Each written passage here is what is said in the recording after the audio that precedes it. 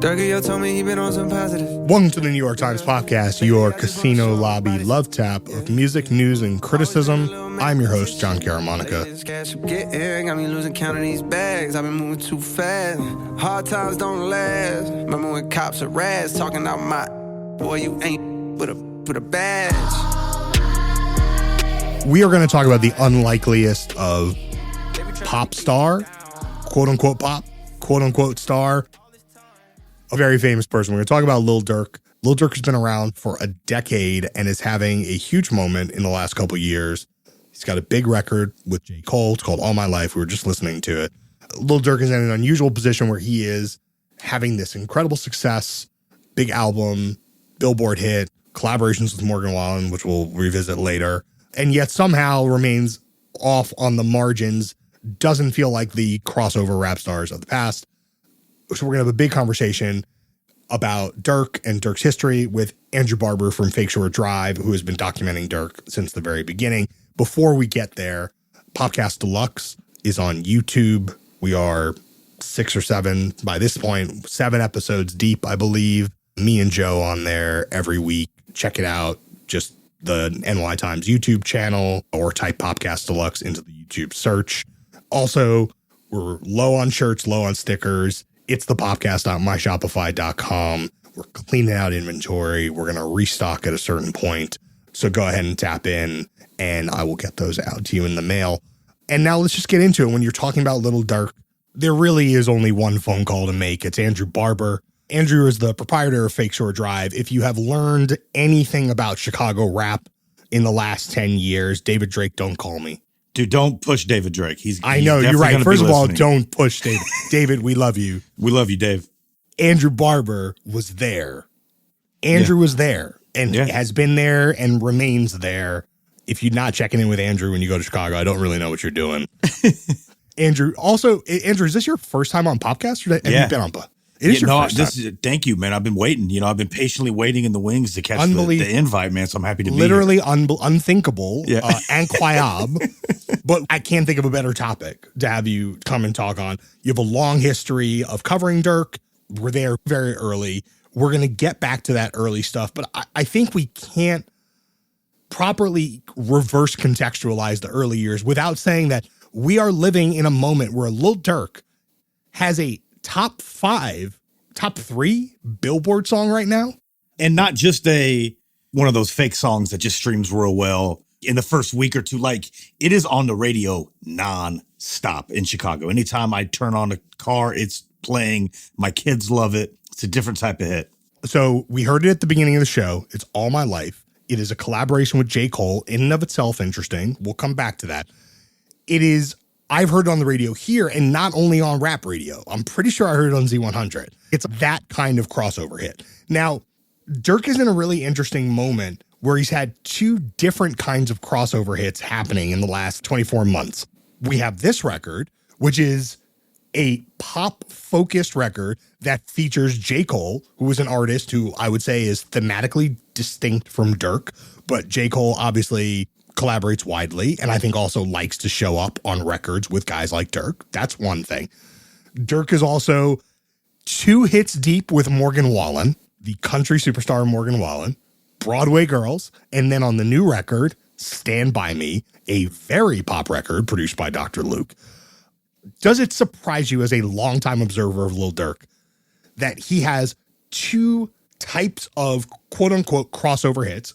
Again, outmoded idea, play with it for a sec. 2 different sorts of crossover hits in 2 different spaces that are these kinds of spaces. As someone who's been watching this man for 10 years, does this shock you? Are you surprised? Do you think he always had this in him? Yes and no. I'm super excited for him. I'm happy that this has happened. This is like a Nelly type of thing where you're having crossover on it's the melody thing, not to compare him to Nelly, but it's Nelly was able to kind of, play in country where he plays most of the time now, but Durk did it, man. And I've watched this guy climb up. They've counted him out a number of times. And just to get I feel like vindicated because I knew he was a star from the beginning. Did I know that he would become this big? There was potential to be there, but I think this is beyond kind of anyone's expectations. we don't have loads of contemporary rap stars who are Drake-like in the sense that they are also huge mainstream celebrities. To me, the biggest rap star of the last 5 years is YoungBoy. But YoungBoy has no public profile. He doesn't do press in any meaningful way. He's on house arrest still. All his fans are on YouTube. It's a shadow kind of stardom. To me, Durk's stardom is more in keeping with that kind of stardom than what we think of as like big rap stardom. How has he, in your mind, been able to take what feels to me like the shadow stardom, but still deliver hits that are this big and this big tent? What is it about Durk as a rapper that allows that? It's the same thing that I saw from the beginning, really. Just he has the look. He knows how to make songs. He plays with melody. He was always good at getting in with the right people, too, like the right artists. He knows the right people to collab with. And I think that's just like a sixth sense almost, in a way.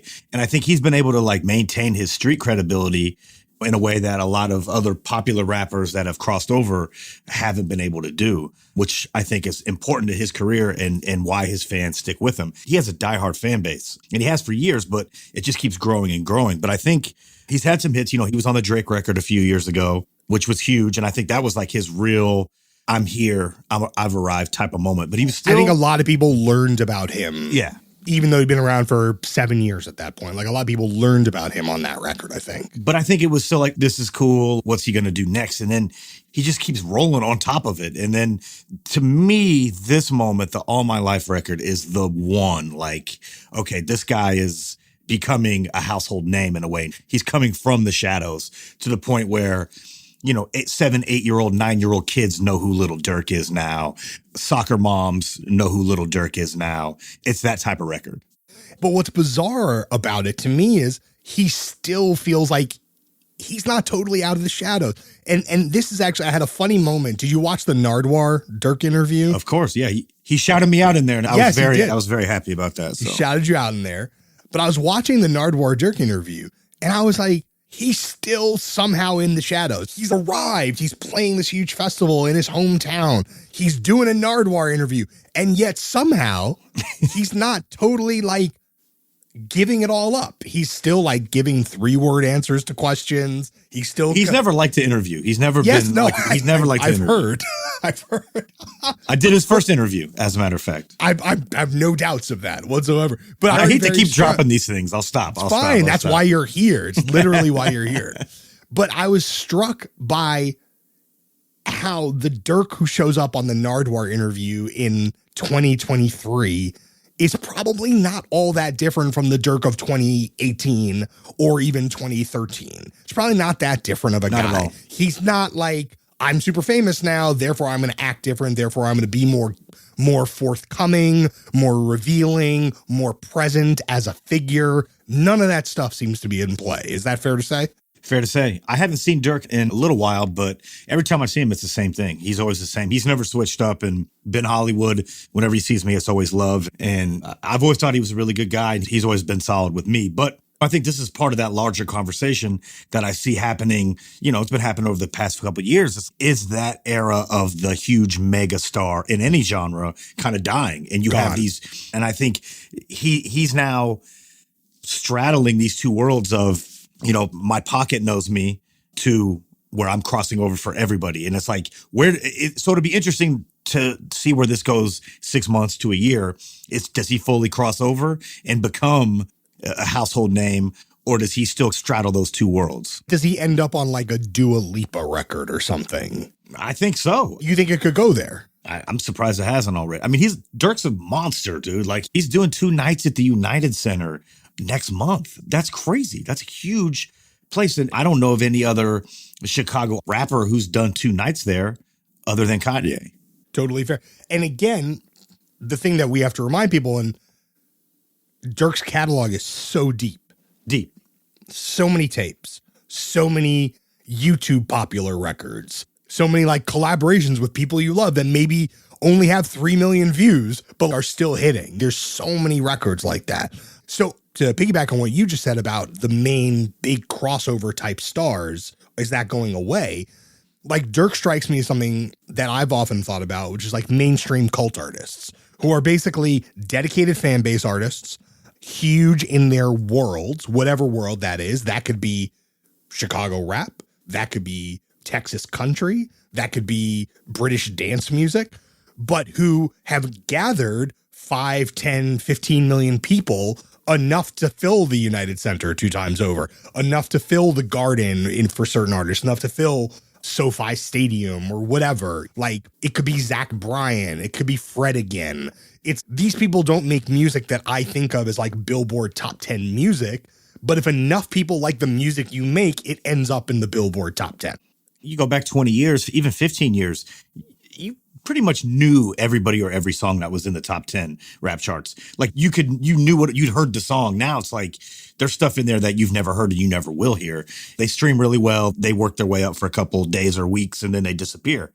But now I keep coming back to this All My Life record because I cannot believe how much it has crossed over and how much I'm hearing it now.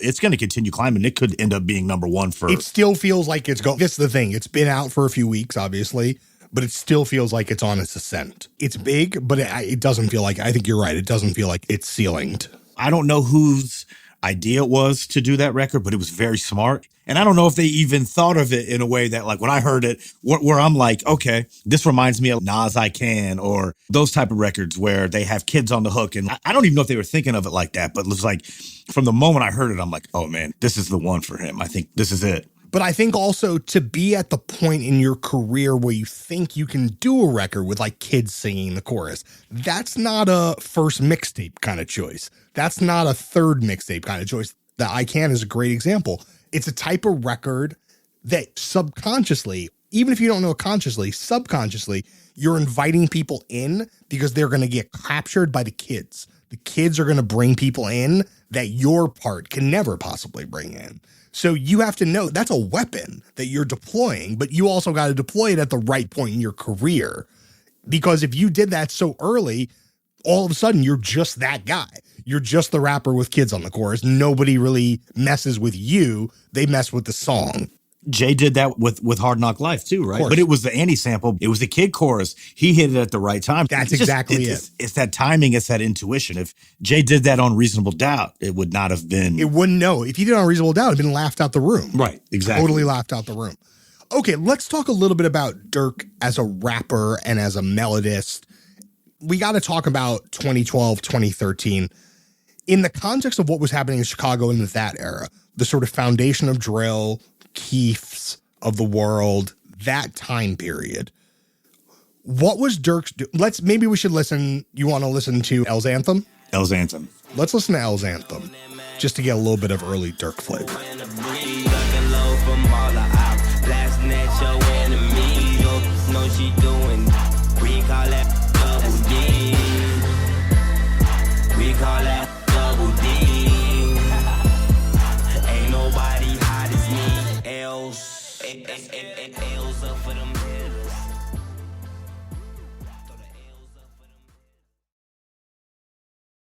What is it that Durk was doing at that time that felt unique given what was happening in the rest of the scene? He stood out to me at that moment. I think, okay, and to shout out David Drake again, we got to run it back and call him back out here.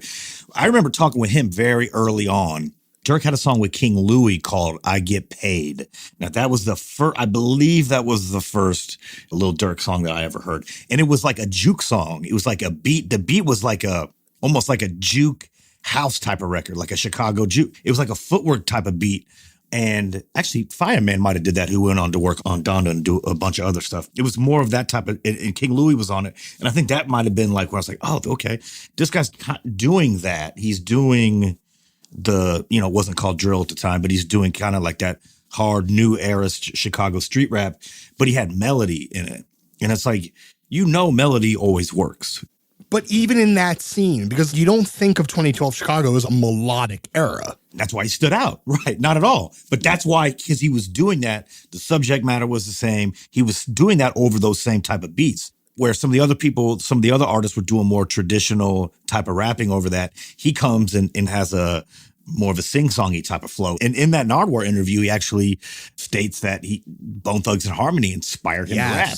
Which I don't, if I knew that, I'd forgotten that. But that makes so much sense now, It right? makes a tremendous amount of sense. It's like, I can't believe I didn't think of it independently. It makes so much sense. And in that time, Complex had tapped me to write a top 10 Chicago rappers or 10 Chicago rappers to watch. And I had Keith, King Louie, Chance the Rapper, Durk. I had a bunch of those guys on there. And Durk was he was like the only one kind of like him, not in the drill thing, but like that had like more of the melody thing. And I think he had those influences at the time. The drill stuff was kind of, it kind of borrowed a little bit from Waka and Gucci because that's what they were playing on the radio nonstop in Chicago at the time. Like DJ Ferris, Power 92. It was like Brick Squad all day over there. And then it had a little bit of a 3-6 Mafia with the chants and stuff in it. And then the Chicago like Young Chop type of production. But then Durk just comes with this melodic type of thing. And it was just different. He stood out and he had the look. I think a lot of times people might sleep on that thing. He just had like that it factor a lot of times that you could just see and you're like, okay, this guy has a lot of potential. And then I quickly tracked him down and we started communicating then. And then him and Lil Reese had some songs. And then he happened quick. He might have actually been, I think, come to think of it, Durk and Reese got signed by No ID to Def Jam at the same time. They were the first two guys to be signed on a major label of that drill wave. They got signed before Keith got signed? They did. Keith was fielding all those deals. So Keith held out until, I want to say like June or July of 2012, whereas Reese and Durk signed in like April or something like that. So like he beat him to the punch by a few months. They got taken out to LA. J Boogie and No ID got them to LA. They signed because I think they wanted to put them as a duo initially. And those guys got signed out the gate. And I think there was immediately after some problems started happening and people started getting locked up and, the chemistry had changed. But he kept working, man. He refined it. And here we are 10 years later and he's top 5 on the charts right now. In that era in Chicago, you're documenting all this in real time, but you're documenting a scene that maybe wasn't totally ready to be documented in like the classic rap journalism sense. What was it like tracking folks down? Was it hard to get Durk on the phone? Was it hard to do his first interview? Tell us a little bit about that and what it was like. They had been trying to get on Fake Short Drive or whatever. And because we were like, there was other blogs in Chicago, of course, Ruby Hornet and different people covering the scene. When did you launch? When did Fake Short start? October 07. So we're going into our 16th year. But I think I reached out to him on Twitter and I said, man, I love your music. And we just started communicating. And I had him come up to my office at the time.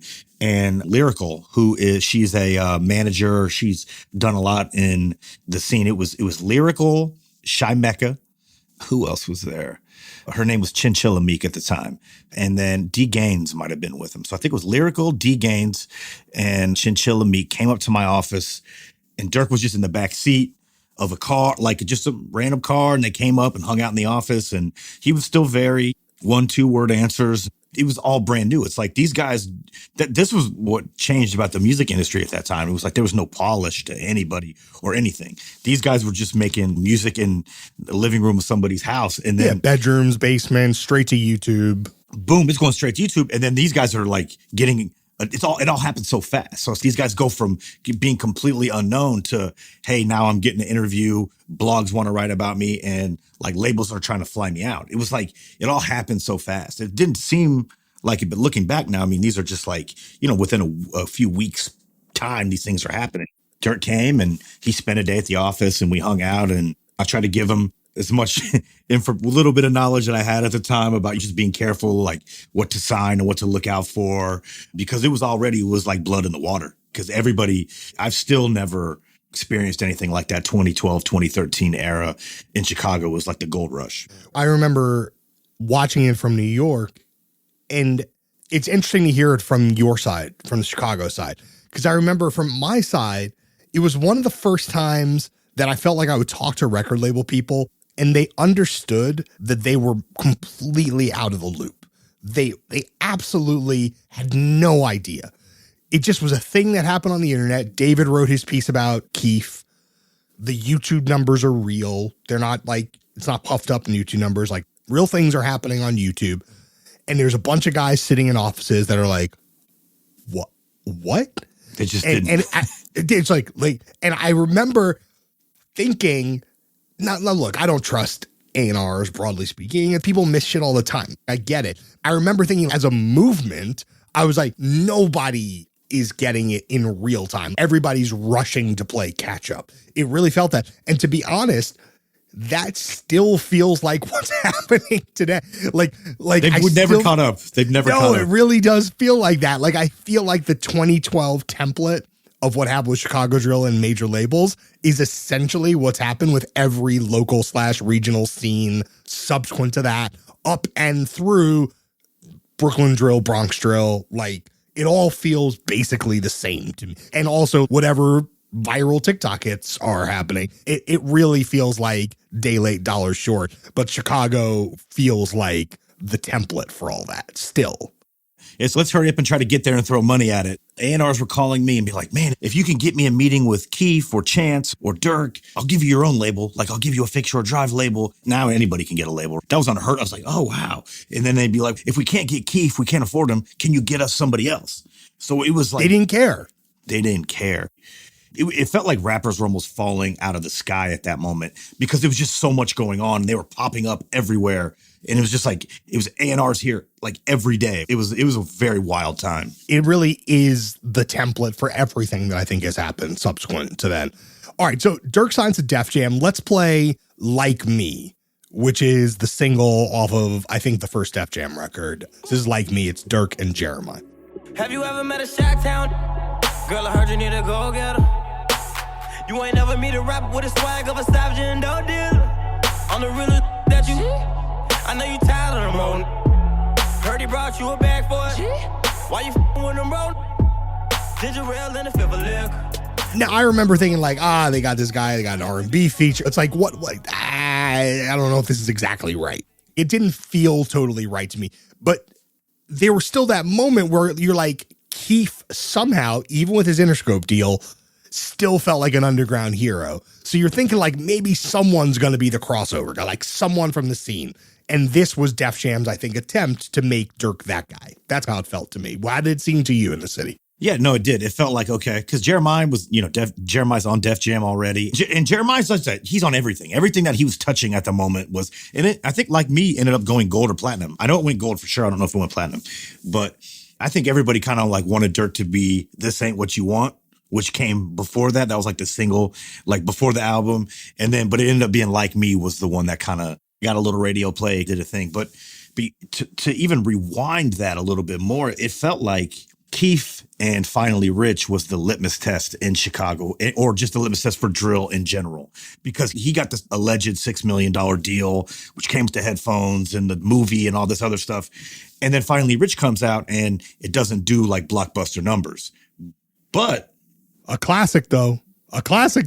And it is now platinum, but at the time, it was antiquated, like the way that they were measuring the success.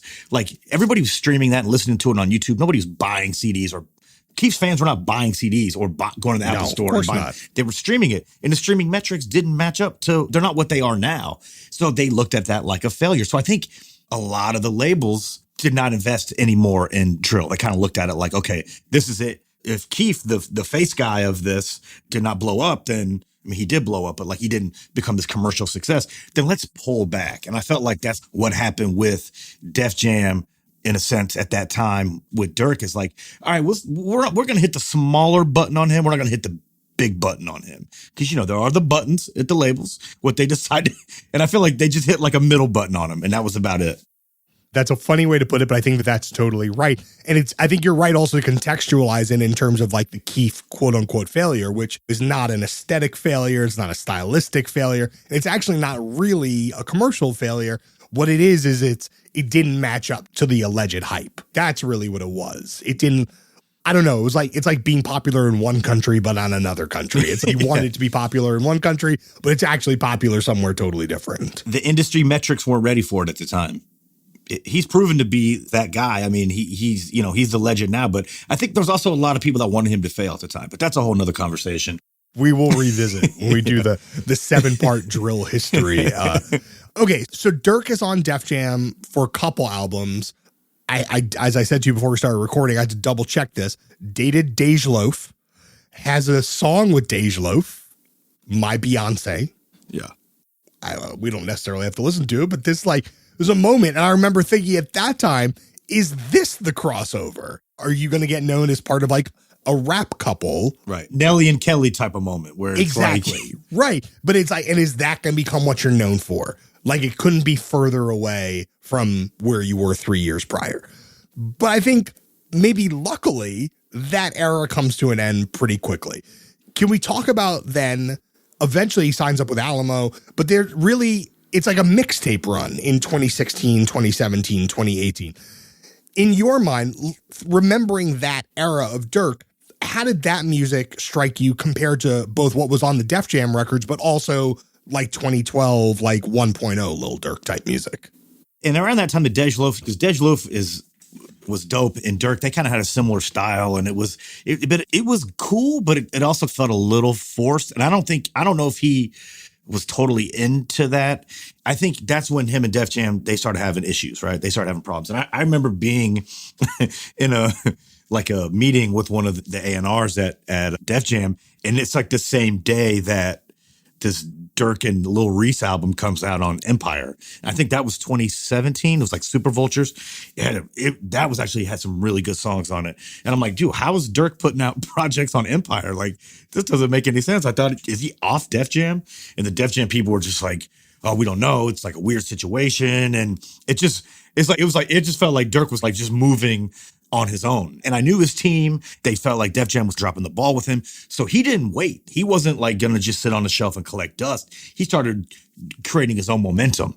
That's when he goes off the grid, starts dropping stuff on Empire, starts putting out mixtapes, and he just goes crazy. And then he pops up signed to Alamo. And I was just like, man, I got some homies at Alamo. It felt like, man, this is interesting. I wasn't sure what to think about it because I think the consensus at that moment, at least from the label perspective, was, man, Durk's over. This is it for Durk. That's what I'm saying. Like it was a little bit, I feel like 2017, a little dead in the water.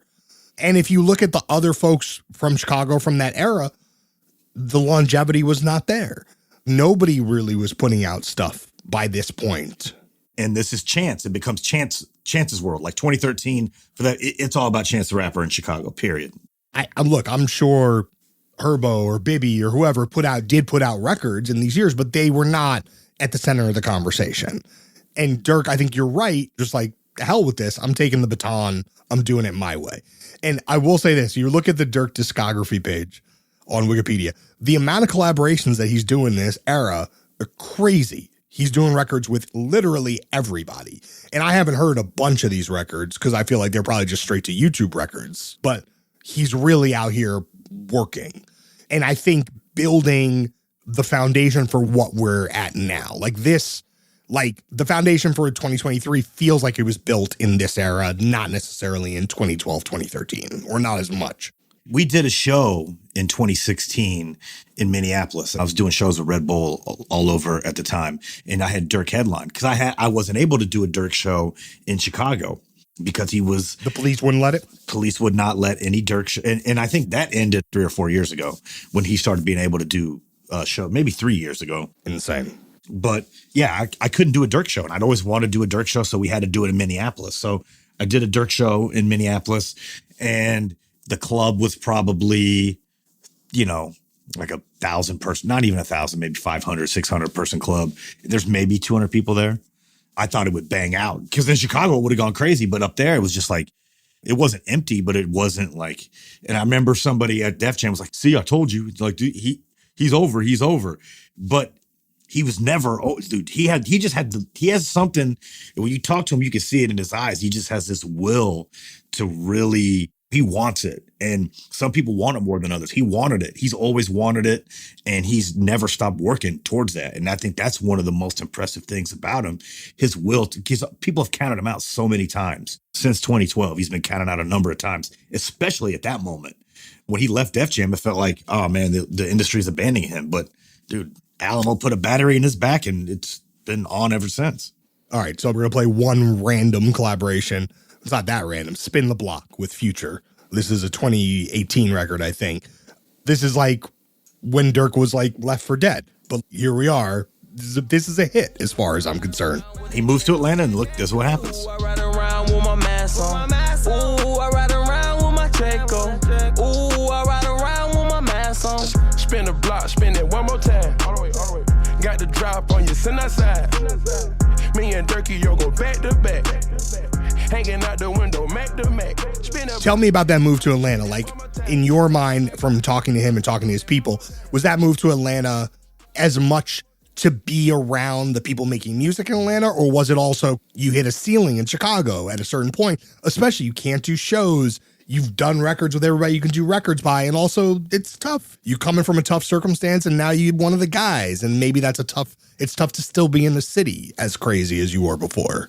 Yeah, it's all those things. It's all the above. There's a lot of personal stuff going on. He kept getting in trouble. It felt like the cops were really like on his ass, like trying to. It felt like he kept getting arrested for different stuff, even if it was little stuff. It just felt like the cops were messing with him. There was also some tragedy. You know, he had some deaths in his inner circle, street stuff, and I think Chicago just wasn't a good. He'd hit a ceiling here. He needed a breath of fresh air, a new outlook.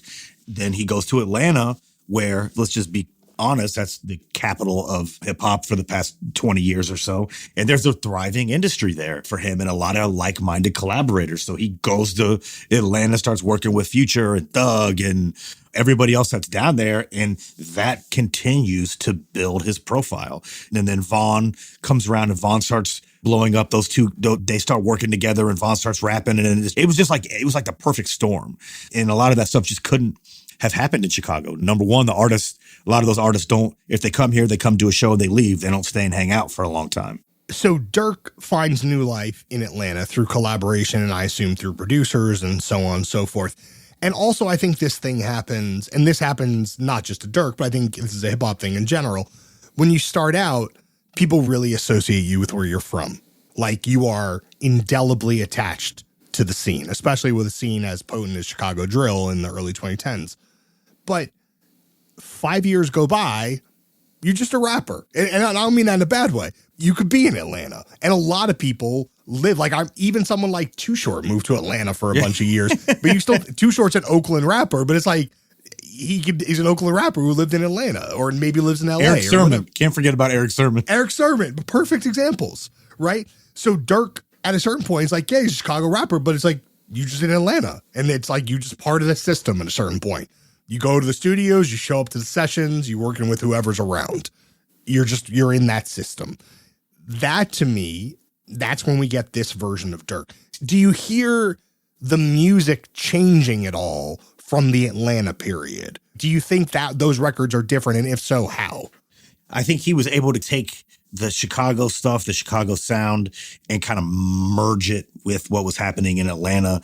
And he just got with the right artists. He knew who to work with, and like he knew what rooms to be in and what studios to go to and who to be around. He knew how to play it. Some people are just good at understanding the temperature, understanding what needs to be done, who to work with, when to work with them. And I think he's always had that. He's been able to see a few steps ahead.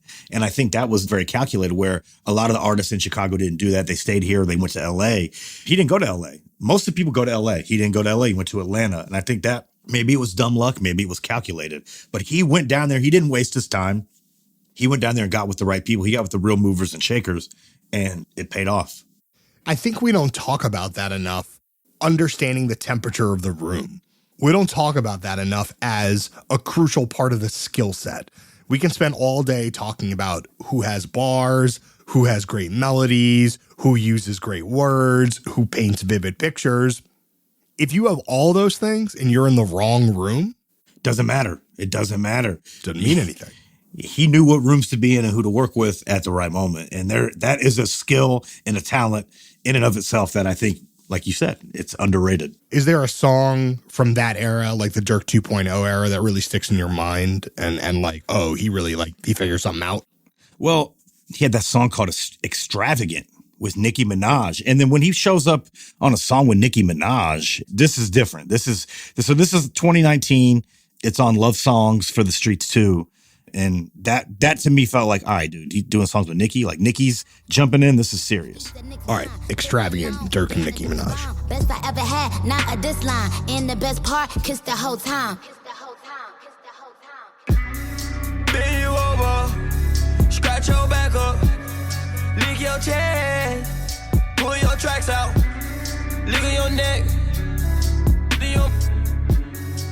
determined, yo. Make you.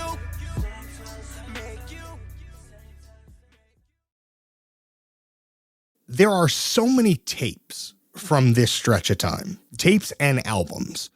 We have Sign to the Streets, that series, Love Songs for the Streets series, Just Cause Y'all Waited, that series, Only the Family Involved, that series. There's also the tape, I think in 2021, maybe, him and Lil Baby did a whole tape together. Yeah, he had a project with T Grizzly that people forget about. The amount of output is really impressive. Can you talk a little bit about Durk as like a worker? Because I feel not everybody works that hard. This is an impressive amount of music to be putting out in a 3 or 4 year run. I don't know how he did it, and it's quality. And it was just like the fans were just eating it up, and it just kept coming and coming. And he's doing his own stuff, and he's helping with Vaughn, and then he's got the OTF stuff happening. He's got his own label, and he's putting all his people on. And he's fighting he's got all this stuff going on. It was just like, it felt like not chaotic in a bad way, but man, how's this guy able to manage everything like this? We should talk just briefly about Vaughn. So Vaughn obviously was killed in 2020. Can you talk a little bit about Durk and Vaughn's relationship? They were cousins, quote unquote. I don't know if they were blood cousins per se, but they were real tight. And I met Vaughn before he was rapping. I met him years ago before he was even a rapper. He was just around. And I felt like they both kind of heat each other. They both turned each other up in a way. I think it's obviously unfortunate what happened to Vaughn, and he's become this, not a cult personality, but dude, the internet eats him up. There's like totally fan fiction and all these conspiracy theories about him and everything. But he was on his way. He had a similar thing to Durk where he had the look. He knew what rooms to be in. He knew what records to make. He had the full package. And those two together was like Jordan and Pippen type of situation.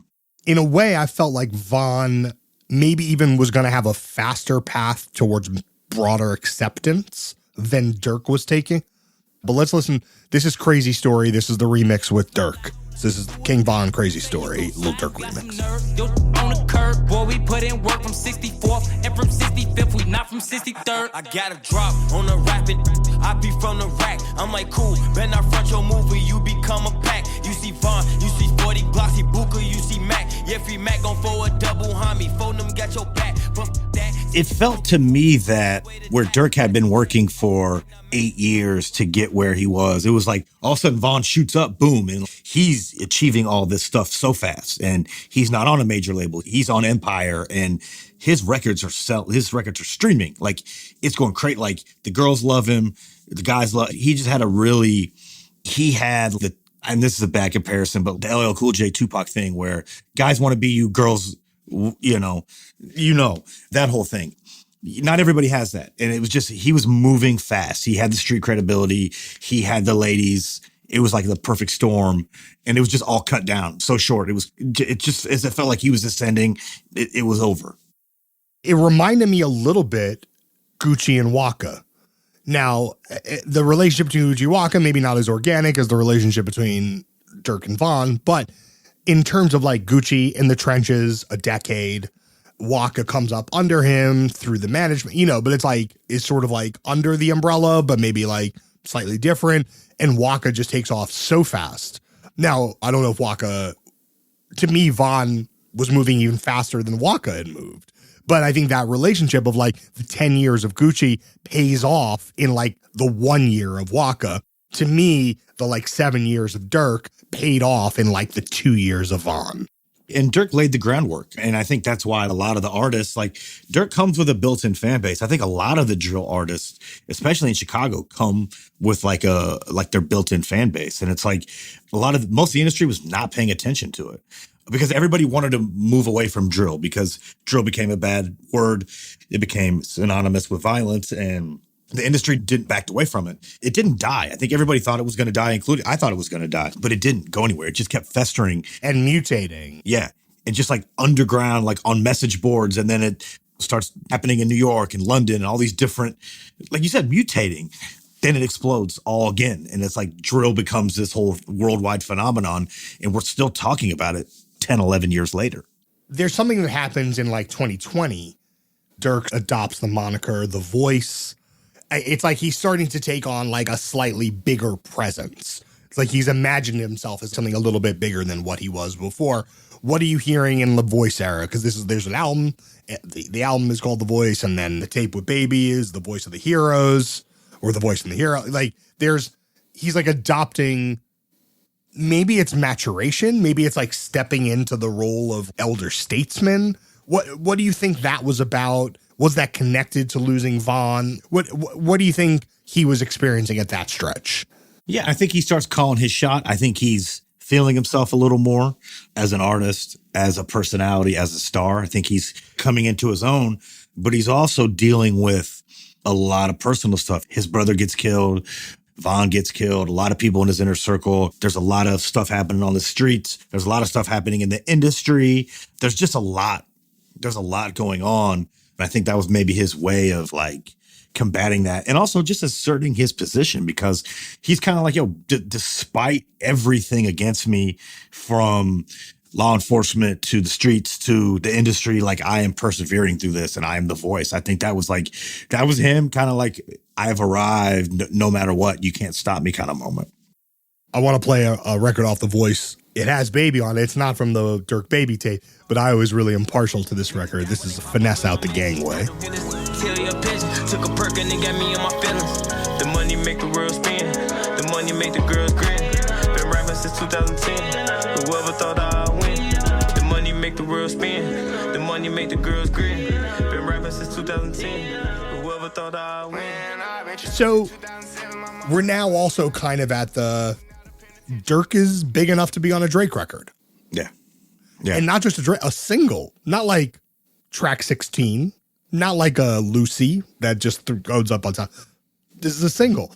Also, during COVID. Yes, true. When everybody's captive and has to, like, he could have chosen any, because everybody was available at that time. Of course. Good point. He could have picked anybody to be on that. Really good point. Really good point. It's actually a doubly powerful statement for Drake to say, this was like a, I'm struggling to remember, but it was like the beginning of a rollout of something, of whatever album was coming in 2020 for Drake. I can't quite remember off the top of my head. Drake had an album, and I think Durk had an album, and it's like Durk worked with Nas and Drake within like a 10-day period or something like that at that time. And it just felt like, all right, man, like Durk's for real now. Like this, he's getting a Nas cosign, which is huge, like for the hip hop heads, right? But like Drake is the biggest thing in rap, right?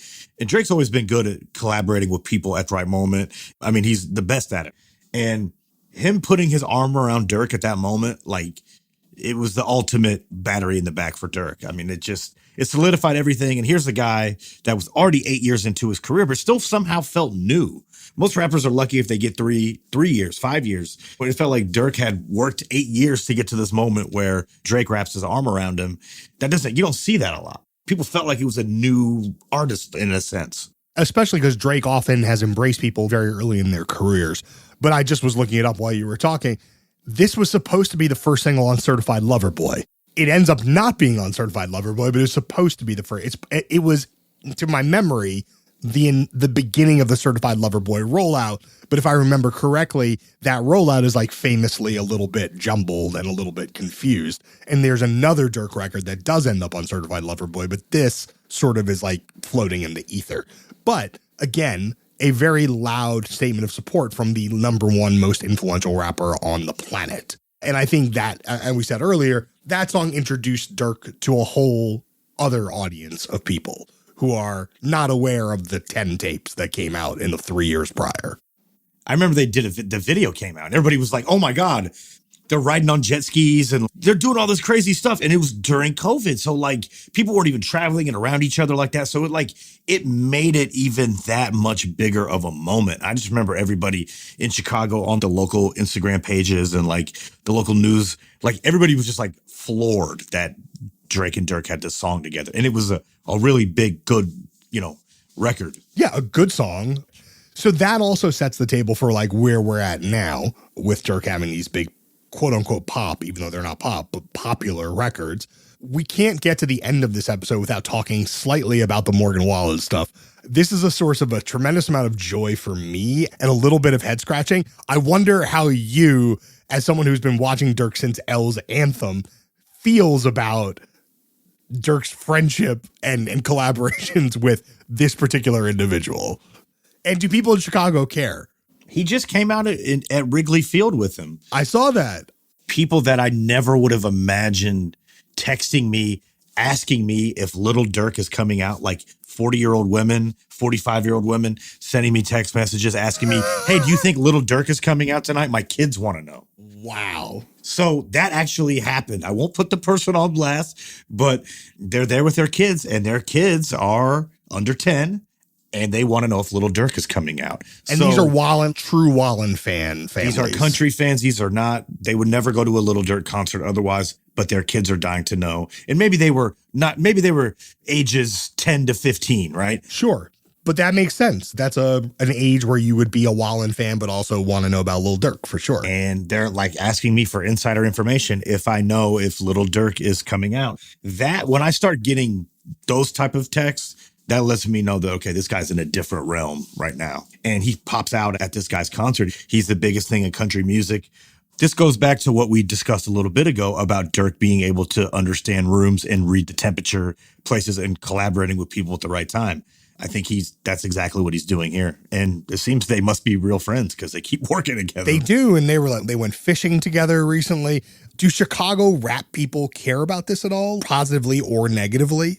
I don't think people like Morgan so much, obviously he's said some things that, I can't stand with him on that, but I think people look at Durk like he's so far above the game at this point where if he worked with Taylor Swift, it wouldn't feel out of character right now because he's that big. But it also doesn't derail the fundamental Lil Durk arc, because this is something I spend a lot of time thinking about with Broadway Girls is a hit. It's not like an A hit, but it's a popular record. It wasn't a huge radio record because it kind of like, where does it go? It's not really a country song. It's not really a Durk song. It's not really a pop song even.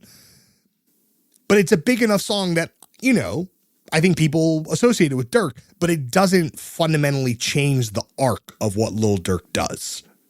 No, I think he's one of these guys that can do that and get away with it, where I think there's other artists that I think he has enough credibility for a number of reasons that people let it slide, where if it was another artist, they wouldn't let it slide. But with Durk, it's Durk.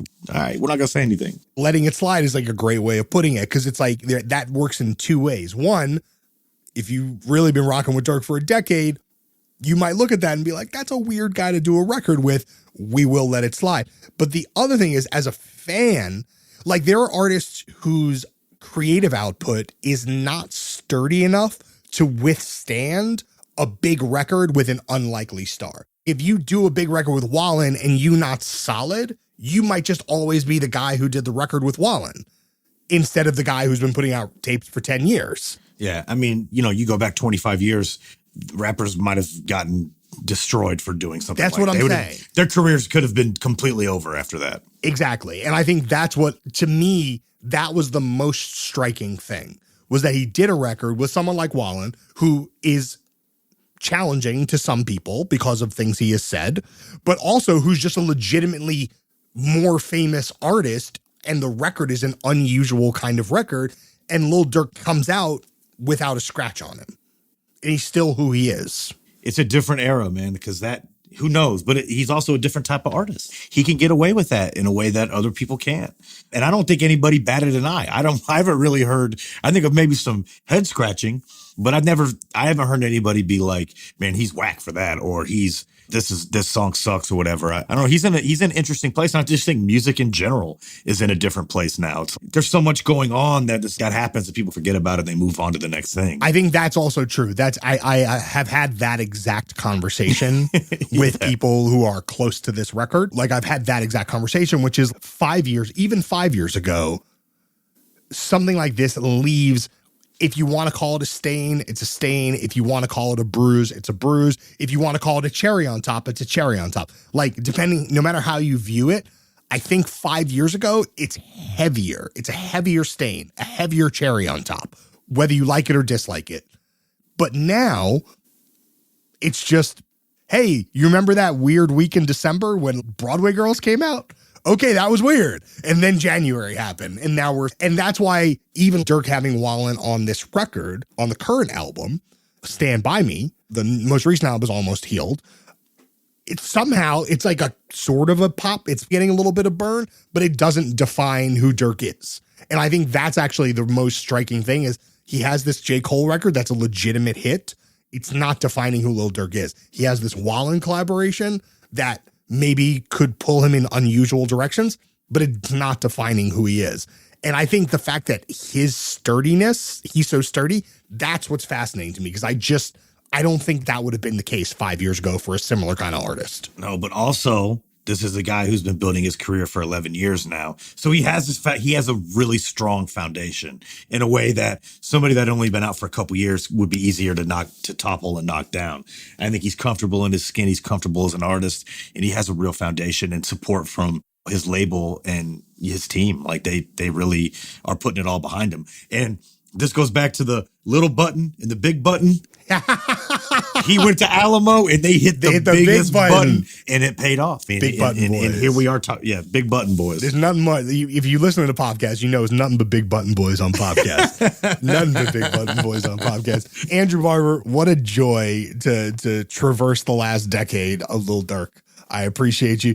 Listen to every podcast ever at nytimes.com/podcast. Podcast Deluxe is on YouTube. It's me and Joe yammering about the things of the week. Go type Podcast Deluxe in the YouTube. Check that out. Shout out to Joe. Shout out to Joe, always. Get the merch. It's thepopcast.myshopify.com. We got some t-shirts left. We got stickers. We're going to be adding stuff. Get the merch. Subscribe to Popcast. Anywhere you get your audio content. That's Apple, that's Spotify, that's YouTube, et cetera, et cetera.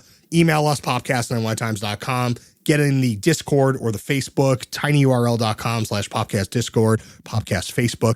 Our producer is Pedro Rosado from Headstepper Media. As always, we will be back next week. Here is some Lil Durk and Morgan Wallen with some non-career killing pop crossover. This is Stand By Me. Say he ain't get it. Ran it up and I ain't panic. Are you gonna ride for me? Don't switch no sides with me. I need your honesty, no baby, don't lie to me. Are you gonna stand 10 toes if the folks give time to me? Baby, when shit get real, I need your loyalty. If tomorrow